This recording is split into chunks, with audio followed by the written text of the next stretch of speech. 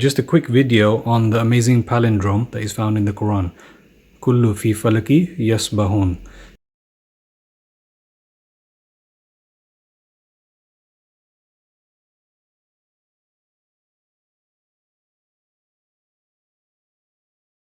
So this is quite popular. I think it's maybe even going back a decade back or more. I remember Numan Ali Khan famously speaking about this, and I was amazed by this, looking at this back then. But this was before I did my study on the heavens and the earth and the true cosmology being described in the Quran by Allah. So I thought I'd do a little video, seeing as there are others who are reproducing short videos on like TikTok speaking about this amazing palindrome, and I thought I'd just go a little bit deeper. So if you look at this Kaf Lam Fa that is going around the center, as you can see I've numbered them 1, 2, 3. It's going around the center there.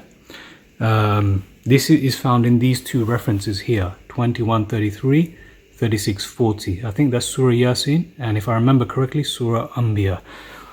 So you can check those out for yourself. So this is rotating around the center. So I'm wondering, what are these three, as you can see that I've numbered here, that are rotating around the center? And I choose my words carefully when I say rotate. So leading up to, or within the ayah itself, Allah speaks of, in both of these references, He speaks of the sun, the moon, the night, and the day. But I think we can agree that the night and day aren't heavenly bodies.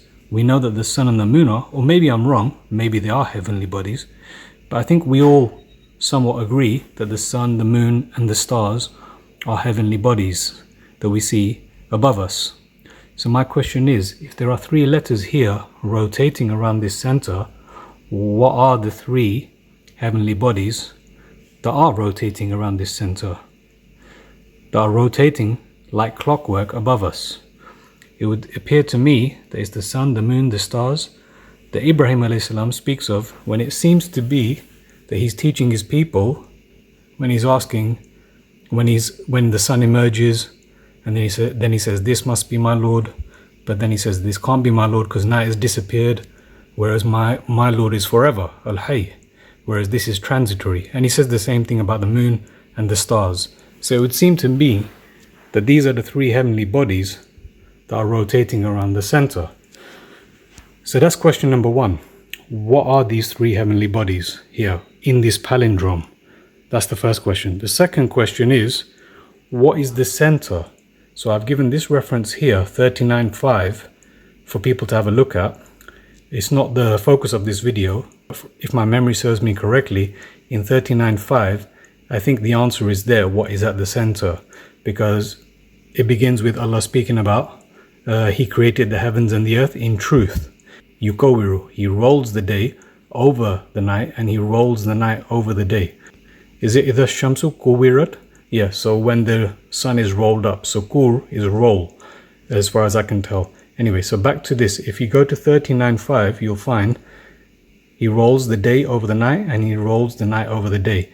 And He subjected the sun and the moon. Yeah, so this ayah is all about how Allah created the heavens and the earth. And He says He subjected the sun and the moon. But I'm not going to focus on this. I'm just asking, this is the second question. First one is, what are these three heavenly bodies? Second one is, what is the center? So you can have a look at this ayah. And it would appear to me that when Allah's describing to us the creation of the heavens and the earth, He's telling us that He subjected the sun and the moon to rotate around the heavens and the earth, because that's the topic of the ayah. And last question. So what is the nature of the heavens? You know, this is the other part of kullu fi falaki yasbahun. So they both finish with yasbahun. So it would appear to me, if you look at the context of both of these ayah, so I mentioned it's in Surah 21 and 36. I think if I remember correctly, Anbiya and Yasin. So if you look at the context of both of them, in Yasin, you've got this mentioning of sails, Tajri, I think one of them is Yajri here in 39.5, or Tajri. Basically, they're both Tajri or Yajri, which is sailing or flowing or running. But if you look at that, yeah, if you do choose flowing, what is that? That's water flowing, yeah, sailing. You'll find Fulki tajri, fulki. Basically, you'll see that there's a lot of mentioning of things to do with water. Yeah, so yasbahun, swimming. And then in ayah 38, you've got the sails or sailing. You got the ship mentioned, fulki, which by the way is extremely close to falaki, yeah, falaki, rotating or circuiting. And you've got the ship, fulki, and then you've got the drowning mentioned in 43. Right. So that's in Surah Yasin. That's context of kullu fi falaki yasbahun, the palindrome mentioned in this ayah. And then in Surah 21, also, you've got the mentioning of water and the heaven. So I've got it here, ma and as-sama. So maybe if you just look at the Arabic itself, you can see the Arabic word for as-sama seems to have the word for water in it, ma.